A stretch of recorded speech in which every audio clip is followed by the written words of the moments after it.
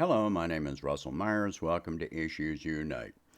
So, before I even start, let me apologize for the wet hair. Uh, anyway, so recently, the United States moved to seize Russian bank assets for transfer to Ukraine. This is far different from freezing bank assets. In a freeze, the bank assets cannot be spent but remain the property of the owner. Now, these assets do not belong to the Russian government. They belong to Russian oligarchs. These oligarchs will remain oligarchs, the richest people in Russia. So they're not going broke, just less rich. In addition, Putin is unlikely to be sympathetic toward them, as he has been trying for decades to get these oligarchs to repatriate their assets to grow the Russian economy. And they have refused to do so. So Putin is just laughing at them for their losses. Keep in mind that this action will not affect the Russian economy.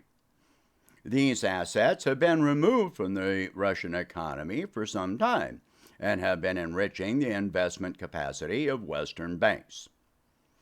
The money involved has not added to the monetary velocity of the ruble, nor has it increased the lending capacity or investment activity of the Russian banks as long as it was still being held in foreign banks.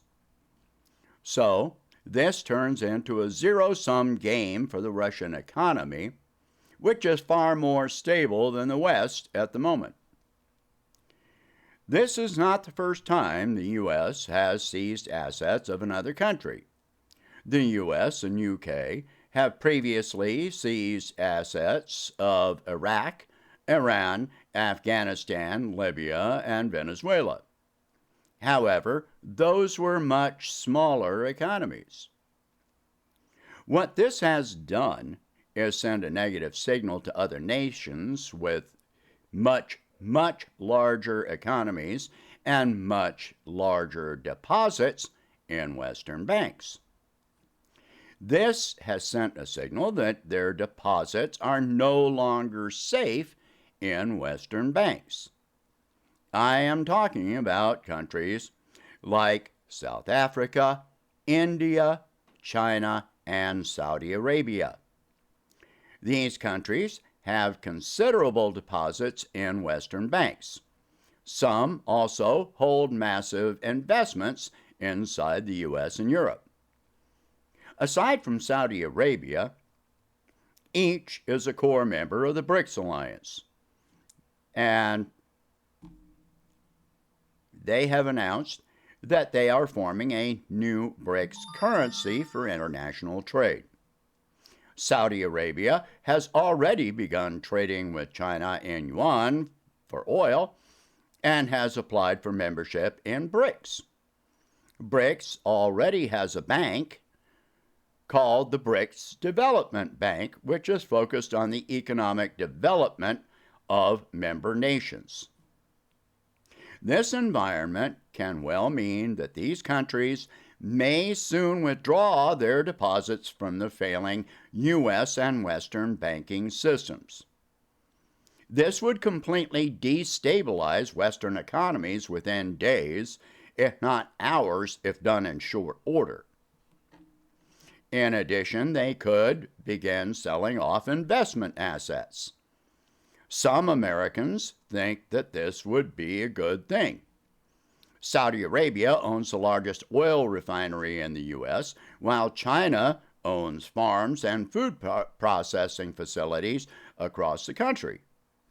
The first thing that would happen in this scenario would be that the value of these assets would instantly plummet. The second thing, in conjunction with the withdrawal of deposits, is that banks would not have the money to lend investors to purchase such large assets even as the value plunged. Buying such assets as these comes with more than simple ownership. Sure, investors may be able to purchase the facilities with the sale, but with the sale of the facilities, all existing trade agreements for those facilities outside the United States and possibly within the United States would be canceled. For one thing, the major purchaser of the goods produced outside the U.S. happens to be the countries that own those facilities. Then, any purchaser, let me give an example, such as if China owns a food processing plant, the major purchaser outside the United States of what is produced by that plant happens to be China. What they sell off the facility, do you think they're going to buy anything produced by that facility after that point? No, they won't. All right, so that's that example.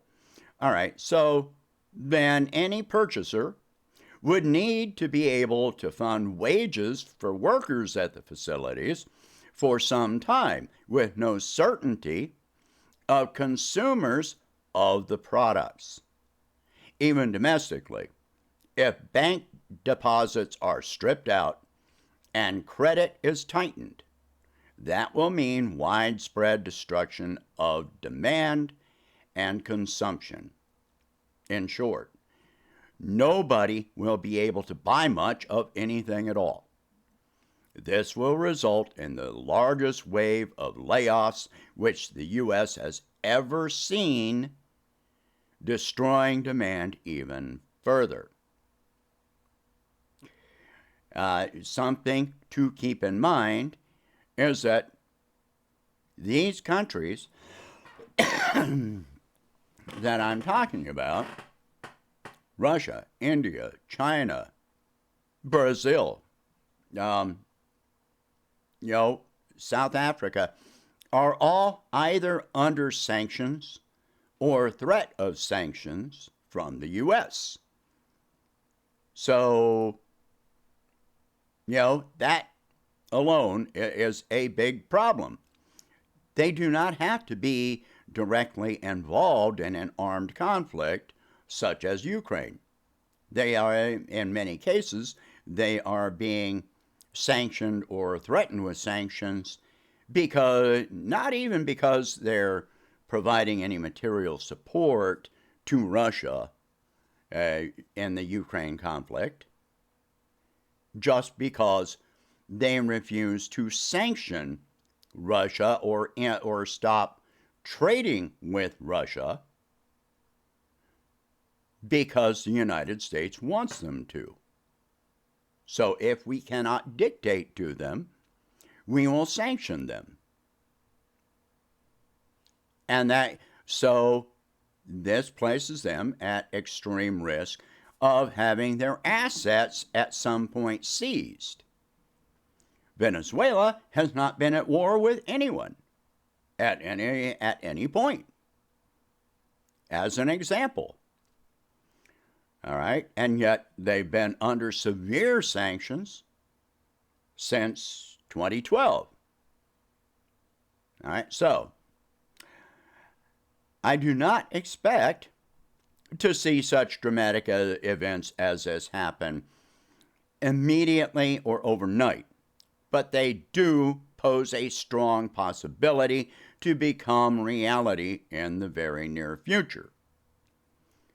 Americans make the mistake of believing the trope that the rest of the global economy cannot survive without the U.S.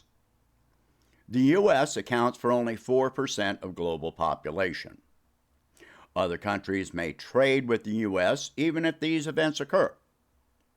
However, trade agreements can be renegotiated so that the U.S. will have to accept other currencies for payment.